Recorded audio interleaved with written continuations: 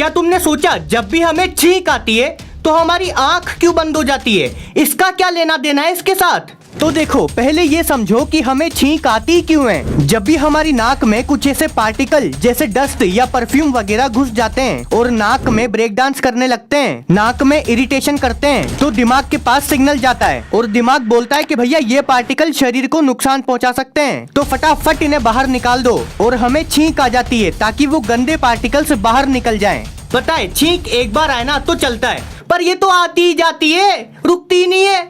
खैर, छींक आते वक्त हमारी आंख इसीलिए बंद हो जाती है क्योंकि वो जो गंदे पार्टिकल्स अभी अभी नाक से बाहर निकले हैं वो आंख में ना चले जाएं। इसीलिए छींक इतने प्रेशर के साथ आती है कि आज छी सामने वाले की आंख में जाए, अपनी आंख में नहीं।